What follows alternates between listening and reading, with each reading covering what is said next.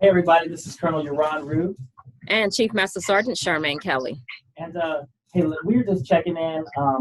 We really just have been thinking a lot about suicide awareness or suicide prevention month through the month of September. And Chief Kelley and I just wanted to sit down and have a real conversation, really focusing on vulnerability, how people overcome, huge trials and tribulations through their lives. And they did it, through the power of not giving up and persevering through. And we're just hoping that we'll have a conversation with some folks that are close to us. Yes. And that maybe this can hopefully inspire some folks to just keep on keeping on and to never give up and to know that there is light at the end of the tunnel. Chief? That's right. And so today we have with us two very, very, very special people.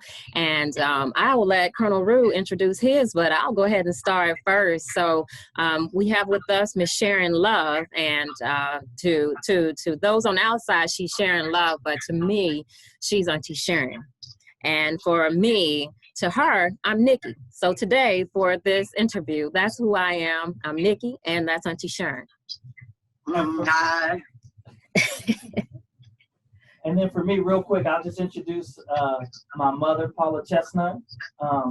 So if she refers to me as Ron, y'all will know I'm not Colonel Roux to her. I'm her baby. Firstborn. That's right. Firstborn.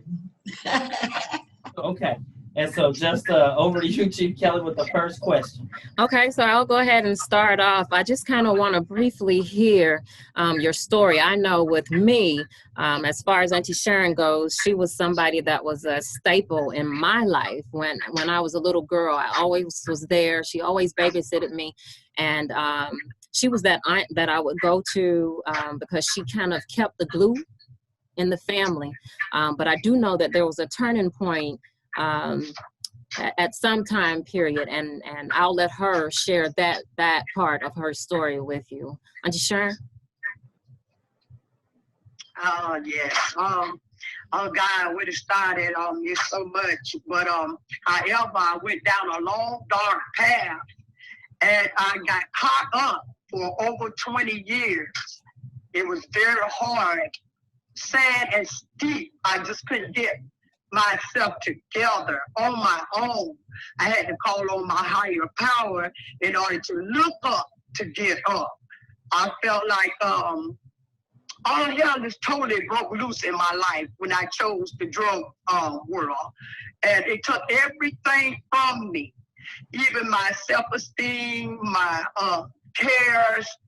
And it had not been for God, it would have took even my children. I lost a lot to the drug world. However, in order to get up, as I said, I had to go through my higher power to encounter me. People say in that kind of field, you can get up, you gotta want to do it. I didn't have sense enough. They said, you have to have a ready-made mind. I didn't have no mind. I was trying to tell these folks to crack at it at the time. And however, and God knows whatever, but that's a little bit to start off. It's not easy wanting to get out of that ring. However, it took a lot of praying, a lot of prayers, a lot of encouraging, and people that reached out to me. I tried several rehabs. Y'all tell me when to shut up.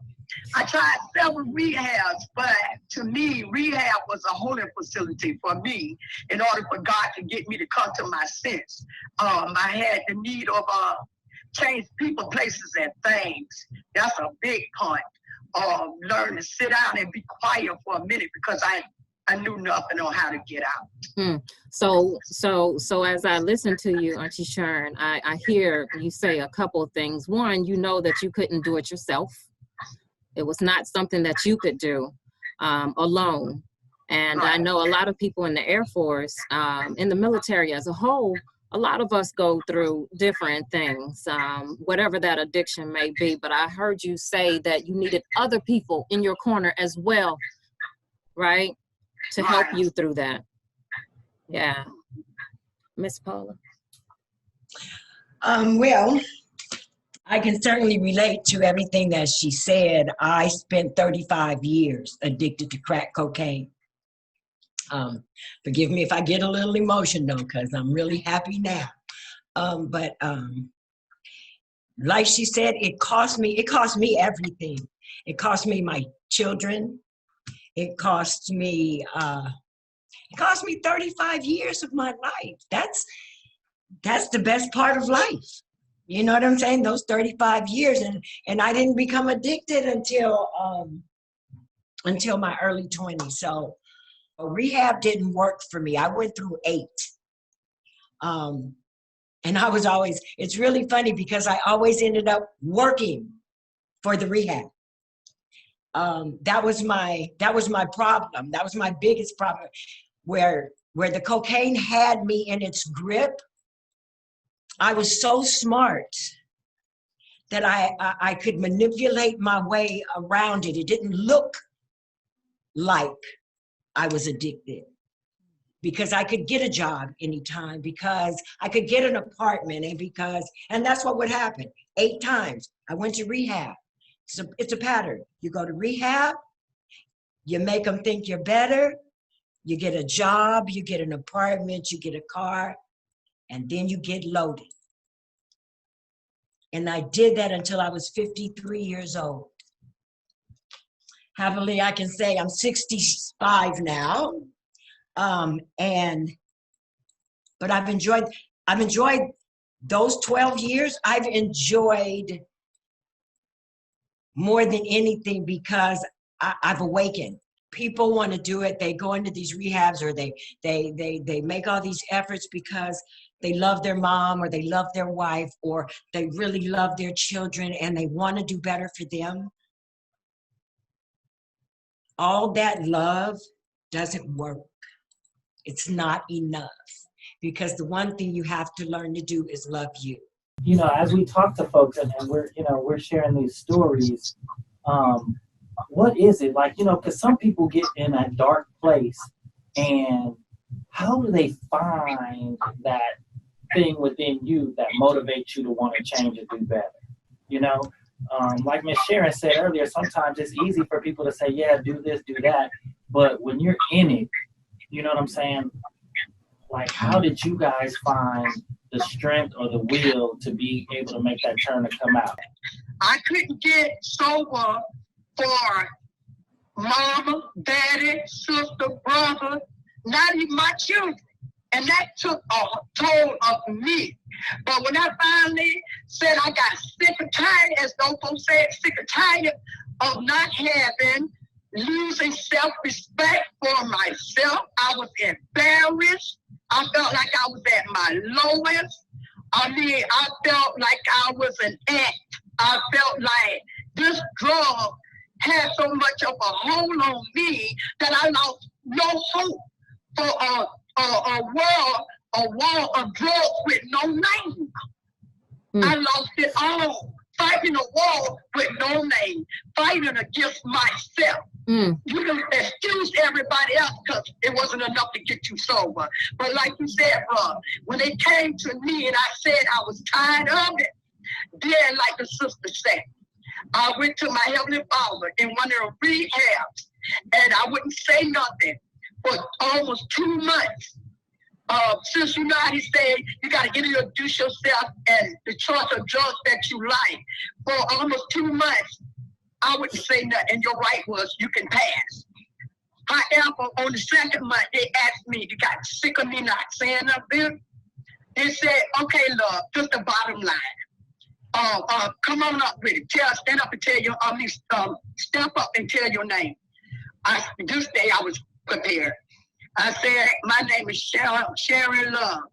And they said, choice of drug. I said, any, all of it. I said, how your birthday, my birthday, children's birthday, anybody's birthday. I said, I was in love with a liar, and that was drugs. Because the reason why I started drugs, because I heard someone say it was an easy way out. You just don't think.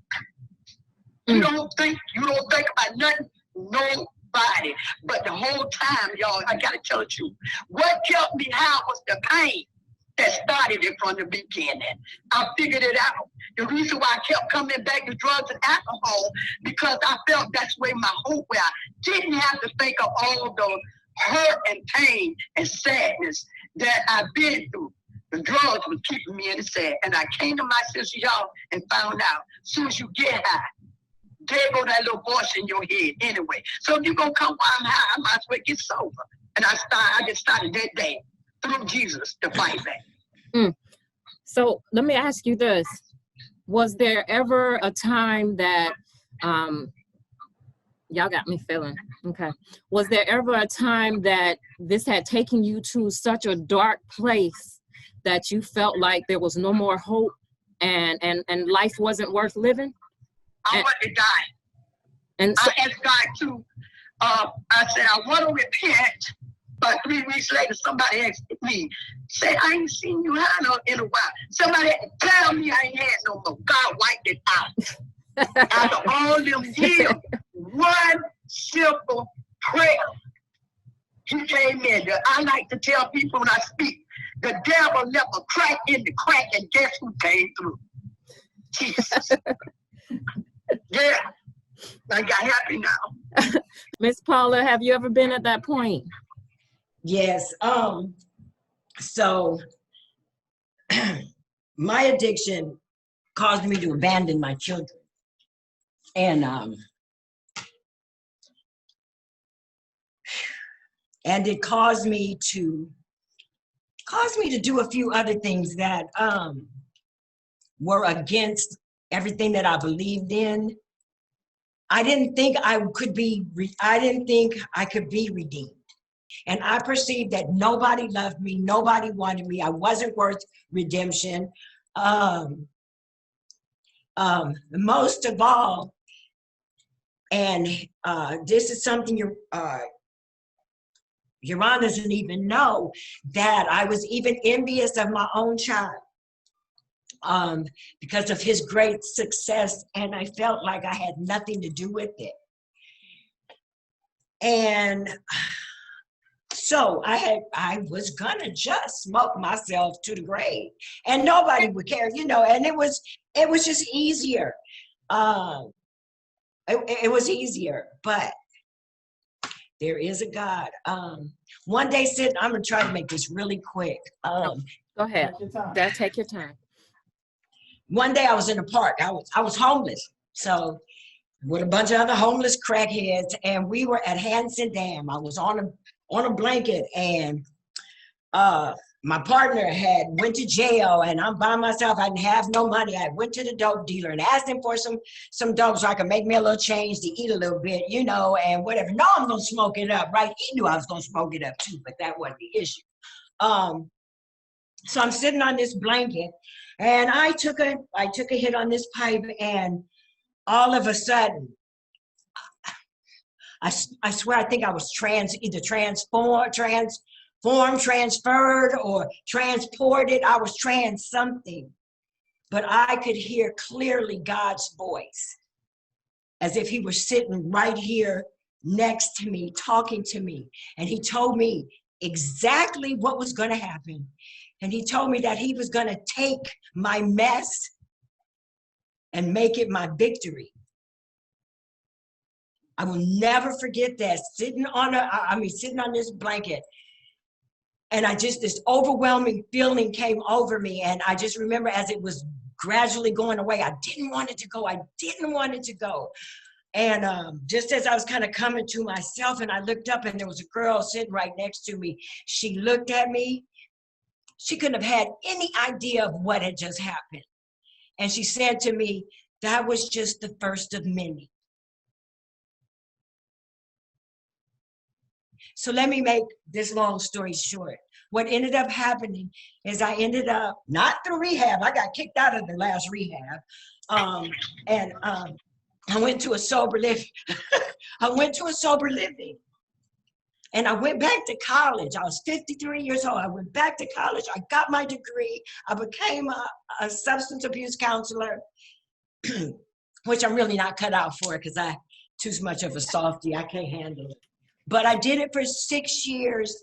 And You know, just to see the success of one person is just amazing. But here's the miracle. I have my son, I have my daughter, I have my family, I have my own business. I'm here talking to you guys. I have something to give. I don't know of any more success than that. When you were in it, you mentioned that you didn't know or you didn't feel that people loved you, even though there were plenty of people that loved you and were praying for you. So here's the thing. Remember I said perception is everything. And I'm being the perceiver. So I did not feel I was lovable. Do you understand? I was not lovable. So, but that to me, you understand? To me, it was, they didn't love me. But it was, I wasn't lovable. You felt like you weren't lovable. Because Exactly. So let me make it clear. My family went to the ends of the earth. I got to tell you another thing that, and Yaron, out of Yaron's mouth, it stuck with me. It was in my second rehab, but it stuck with me. He said, Yaron had just, I don't know if he had just finished. No, he was getting ready to go to flight school.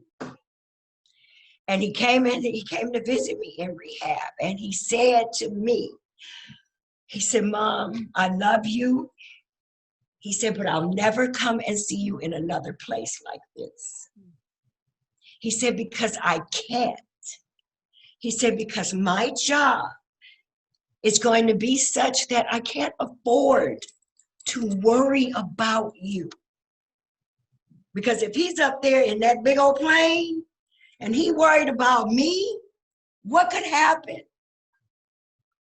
I understood, but you have to know that it hurt me to the quake of just to my soul, but it wasn't his fault. It was me. It was me. I mean, and here's the thing. I can accept all this now. I can hear the worst of it now because I'm okay now. Because I'm good with me. I'm okay with who I've become. Do you understand? It doesn't matter what anyone else thinks of me anymore. I'm okay with me, but because I'm okay with me, everybody else seems to be okay with me too. Sharon, you got anything similar to that? Concerning my children, I know in the second rehab, I went to 3. The second rehab, I went to, in order for my children to be allowed to be on the premises, they had to go through these classes before they even can get there, get paperwork saying they went through these classes to better understand the addiction world of their parent. And to see my children do that for me, all that the enemy had done told me about being embarrassed and shy, it cuts it away from me because that let me know that's real love. And these were soldiers I was talking about in Iowa. And they brought my grandchildren, and my grandchildren cried when it was time for them to go, and they didn't understand why I couldn't leave with them. Because of performance, they named me a function addict. I tell them don't ever say that to me, because if I was a function addict, dope man wouldn't have all my money. I can identify with what the sister said. It wasn't about the education level. I was addicted. That's why I was there. I can quote scripture and all that. Only can believe it, but after 50 years, I went back to Dr. Crack Cocaine. I knew they couldn't deliver me. I was homeless because I refused, and I was embarrassed to go and live with my folks. Not that they didn't love me. I didn't know how to love me. And I didn't want them to see all that ugly stuff that I was participating for, sleeping for, eating, no sleep, no eat, just getting me. And however it goes, I was so blessed to say this, y'all. I ended up teaching and preaching rehab. But I get it from a biblical term because I knew the war that we was fighting. It was going to take more than a little bit of rules and regulation in this army. Anybody can keep rules and regulations, but I need deliverance, David. I needed some power, not carnal weapon. I needed the mighty power of God to empower me. I had to push, press, and apply because I wanted it by then. I'm not scared. I've never been a punk. And that's what I told the devil. War is on. I'm going to fight back for my loved ones and my family and my soul sake, because you will not kill me. There's something else, and especially among Black people, which is why suicide is high among Black people, is that there's that stigma about seeking out mental health. We've always been told, you ain't crazy. You don't need to go see no psychiatrist. You know, no. Just if I get a bump up under my arm, and I tell you every day, I got this bump under my arm. First thing you're gonna tell me is, you better go to the doctor, have a mammogram or something. You don't know what that could be, but that's okay. So, but I got a bump up here, right? So that bump is up here. And I was always told, you don't tell what go on in the family, stay in the and talk, and family secrets, honey. Oh, family secrets will make you crazy. Do you hear me? And oh my God. So you have to know, really, families, it's the stuff. We try to figure out, and you really can't see it unless you're trained to look at it until later. But we need to teach our kids and our siblings and our parents and anybody else that's Black that will listen, that going to seek out a mental health professional is the thing to do. Because, you have, just like you have a little bellyache, you run to the ER. Okay, well, you got a little brain ache. You need to run to that ER. You know what I mean? Because all they really do is help you sort out you. They just give you other avenues to look inside of you, because let me tell you, the answer's never them, even though it looks like them to you. It's never them. It's always me. It's always me, because it's always about how I react to something, or how I look at something, or how I accept something, or how I perceive something, as to how it makes me feel. And how it makes me feel determines my mental state about it. Does that make sense? I want to pull on that thread a little bit, because you mentioned among Black folks, which is definitely true. But from Nikki's perspective and mine, in the military, we have a terrible stigma about going and seeking out mental health. We have this terrible stigma that people think like, oh, if I go, it'll ruin my career. I won't get promoted anymore. People will talk about me, right? Or I'm not a man. Right, absolutely, right? Or I'm somehow, some way, some shape, some form less than, because I've reached out for help. But I loved your analogy when you talked about, going to the ER for your brain. And the thing about our Air Force is we want them to come there. We want them to have a place for them to actually have somebody to talk to. We want them to have, our goal is to get them better. And so I like what you both said when you said that rehab didn't work for y'all at that time until you changed your mind and your thought process and your perspective, and you chose and you made an effort and said, I'm ready to change. The best counselors, the best people to help people with a problem are people who had a problem. And it doesn't necessarily have to be a drug addiction. It could be any problem. So I tell you, Miss Paula and Auntie Sharon, I tell you, thank you so much. I hate to cut this off, I tell you, but it's going to cut off on us in a minute. But any quick closing remarks that you would like to leave out there? We'll start with you, Miss Auntie Sharon. Yes, ma'am. Charmaine, I would like to throw this out there. Okay. God can use who He would like to use. Thank you. He will use who He wants to use to help you. But here's the thing. If you want help from now, receive it. If God sent them to you, receive help. That's what I would say. Receive the help. Receive it. Okay. Okay. Receive the help. Ms. Paula. That's again, let's stop judging one another, and start looking at, it's like that scream you hear in the alley. You know what I'm saying? If somebody that heard that scream had run down the stairs, they might have saved a life, but instead they just close their ears and act like they didn't hear it. And then when they find out, oh my God, I heard that girl in the alley screaming, right? Then they're sorry. Well, instead of closing your ears to that scream, call 911 or you know what I mean? So what I'm saying is stop being that one. Well, I didn't want to get involved. Get involved. Start to pick. That's it. Get involved. I would say to parents, when your children are growing up, pay attention to them. Listen to them. Teach them. And I am so blessed and happy that Yaron had the opportunity to go to the academy. Lord, I hope he teaches his children about the academies. And you know what I'm saying? That's one of the best educations on the earth, for free. Yo, I just want to first of all tell you both that I love you and I appreciate you guys coming on tonight and just being open and honest and genuine.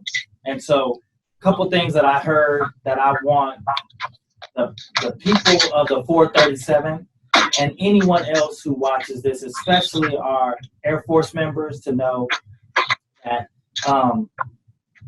Chief Kelley and I, we are here to connect with people on that level. We are here to help in any way we can, right? Because you talked about educating. We have a ton of programs that are out there to educate our folks on, suicide and how bad it can be. We have tons of resources, but really, I want this to be an opportunity to let folks know that just because we're leaders in our wing, we're not immune. Our families, our experiences, we're not immune to real life things that go on, and our folks deal with that struggle.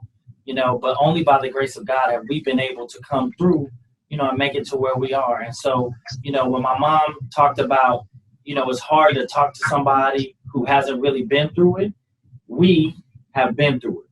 Chief Kelley and I have experienced it in our own families, our own lives. And so we know, and we're here, as someone you can come and talk to. And last thing I'll say is that I'm not immune from, the ills of the world either, right? I take the time to go see mental health from time to time as well, because I need help with that mental stability, with that mental strengthening. I have my spiritual pier, which I try to feed and make sure that pillar is good in my life. The mental aspect, I try to go, and when I can't handle it myself, I reach out for help, right? Then there's the physical aspect, and then there's my professional aspect, right? And all of this comes together to help me to be able to be the person that I am. Thank y'all so much. What you said matters, and I hope that what you said changed the lives of many, because what you said, I tell you, it played with my heart. I knew Auntie Sharon's story, and I knew your story as well, Miss Paula, but I tell you, it's nothing like hearing the story from people. And thank you so much for telling our people that they need to reach out, because help is there. That's right. And the people that are around them, they do love them, and perspective is everything. So we love y'all. We love y'all, and we tell y'all good night, and thank you very much. Good night. God bless y'all.